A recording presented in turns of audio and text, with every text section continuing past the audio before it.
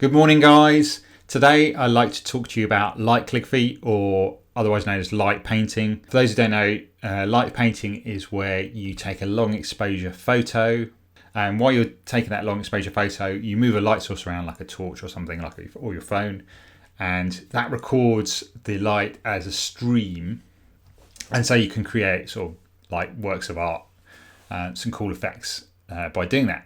So on Saturday night, I went out with my friend Adam, who's a photographer, and we just experimented. Went out about 8:30, 9 o'clock over to a park opposite my house. We just had a play around, and it was really good fun, just experimenting and coming up with some cool effects. But I thought I'd run through what I did. I tried to film it in a sort of vlog style. It didn't really work because it was really dark. This camera is rubbish in low light. I don't have a mobile light source.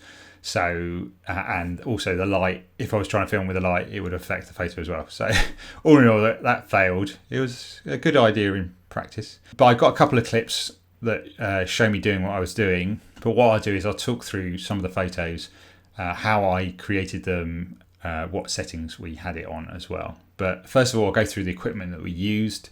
It's fairly straightforward. You don't really need much. The main thing you need is a camera where you can have it fully set to manual. Adam was using a Nikon camera, but you can use Canon camera or whatever. But what you need to do is have it set to manual.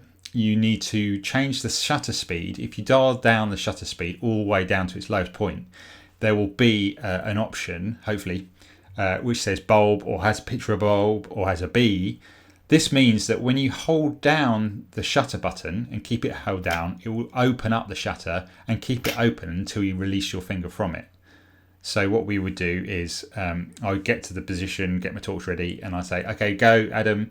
He would hold down the button. I would draw the letter or the word, and then I'd say finished, and he would release the button. Then the camera would process the image. So that's what you need for the camera. And you need a tripod as well, because you don't want it to shake while you're doing that. Other things you'll need, I just used regular LED torches, and also I used my phone as well. On my phone, I used a reading light app. I don't know if you can get that. It'll probably go white in there, but it's purple at the moment. A reading app light on my phone, so I could change the colour of it. If you can't get access to that sort of app, then just literally Google a colour, like red, and then just zoom in so it fills the whole of your screen, and you can use that as a light source as well. So other settings that we set the camera to, set the aperture to something like f16 or f22, so that you have a greater range of depth of field, so you have a better chance of getting all in focus. We wanted to give the letter context, so we had it on that, so we could keep the background slightly in focus as well as the foreground in focus, and get some of that around the words or the letters we were making. The ISO was set to 3200, but this is something you just need to play with, because when it's open for a certain period of time, obviously there's different elements that will bring in more light. So if the moon was out, we didn't have the moon out on that night, whether you have street lamps around, just general ambient light coming, that's the thing you want to change, is the ISO. But you just have to take a photo and experiment, adjust it, and that's the good thing about having a digital camera. You can take a million photos and it doesn't matter. But anyway, let's have a look at some of these photos, and I'll go through what we did. So here's one of the first photos that we took. I tried to write the word star. It looks more like 8 tar, but I've got some footage of this one. So this little dot here is me with the torch on. So I write a letter, turn it off, then I would write another letter, turn it off, and continue that process until I'd finished. Run to the back of the camera, look at the picture. I would write it the right way around for me, knowing that we can flip it when we get onto the computer, otherwise it would just be so tricky. It was tricky anyway doing script cursive, trying to know where each letter is, trying to work out the size, making sure it was lined. It was really tricky. So we did that a few times. Here's the word dark. I was really liking having the ground illuminated and seeing a slightly bit of the background as well, rather than it just being completely black. It just looked nicer having the ground light up a bit underneath it, and also just my feet sticking out as well. Here's me trying to write the word light, but this was what I was having a problem with, is just the scale of some of the letters. The rest of the letters look all right, but the L looks like an R, so right, that's fine, but It was just tricky trying to line everything up. And so I tried to write the word create, but I forgot the T for the crossbar. Just looks a bit rubbish. So I moved on to some shapes, wrote my initials in a circle, tried the Nike swoosh. And then I thought I'd try just a letter that takes one stroke to complete. So I chose S, and that seemed to work quite well because you didn't have to take it off and then put it back on again and try and remember where you've been. So I continued. I tried it with two. This was with two torches together. I went round. That makes quite a cool effect.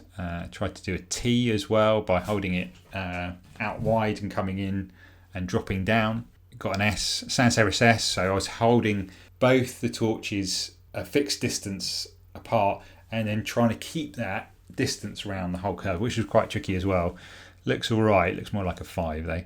But then I tried some Gothic letter, black letter, and that worked really well. So here I've got the torches held a fixed distance apart but a 45-degree angle. So when you go along one way, it's that thicker part, and then when you come down, it's the thinner part. So the contrast works quite well. And to get that line that comes back up through the middle, I hid one of the torches on my chest so it wouldn't show, and then went up. So you get that nice curve around the bottom and flow across the top. Then I got my phone out. So this was with an orange screen on my phone. And what's quite nice about this is that the quicker you move it, the deeper the colour is. So at the top there, I was obviously holding it for like a split second, but then the rest of it was much quicker, and so you get this graduation of the colour, which is really nice. So experimented with that. I don't know what that was supposed to be. That looks more like a pumpkin than a letter. And then changed the colour. It's really nice, purple, because you get this mixture between the colour and the whiteness, depending on how long the exposure is. And then I tried this effect. This is probably my favourite one from the whole night. So I did the effect with the two white LED torches fixed at a 45-degree angle.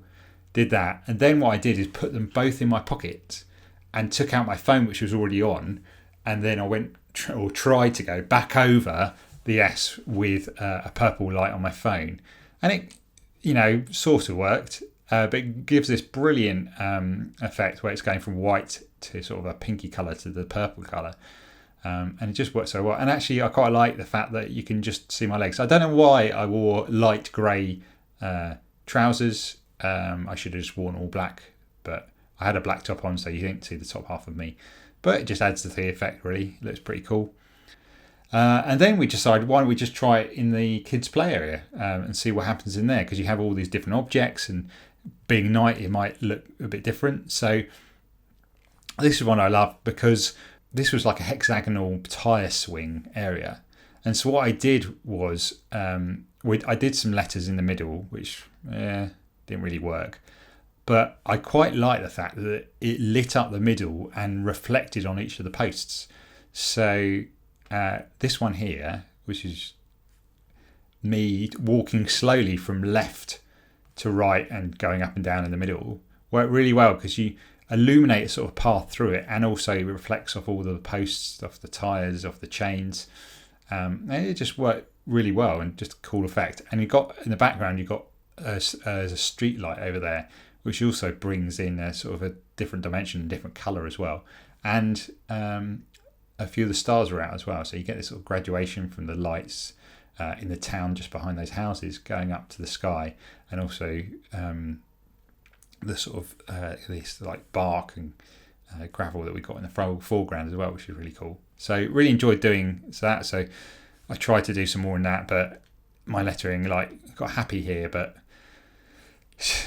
just might make out the H and the A, but the P's went off a bit and the Y is doing something else. So I sort of gave up a bit on that one doing cursive. But then we went over to a set of swings, and what was quite good about this is that it gave it a frame.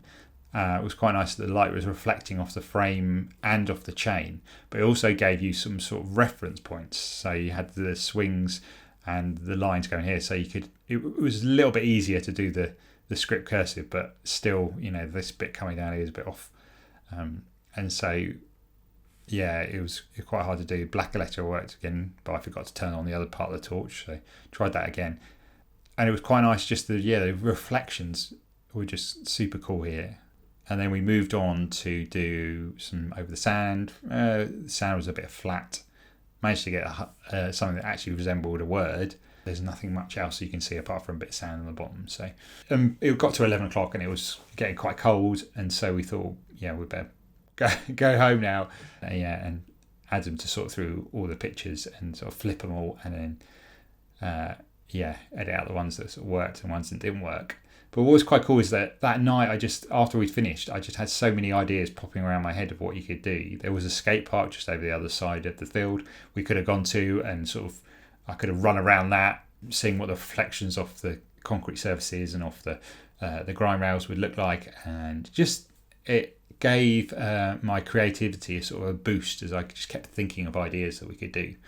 And yeah, it was just awesome. It was just a really good experiment in trying something that you don't know what the end result's going to look like until you've gone through the process. And so I really encourage you to give it a go. Get a friend. It's always easier with two, but experiment and see what you can come up with. Yeah, leave me any questions like normal in the comment section below. I'll try and answer them. I'm only a photographic newbie at this, so I'm not very technical in terms of photography, but ask away if you've got anything. Anyway, I will see you in the next video.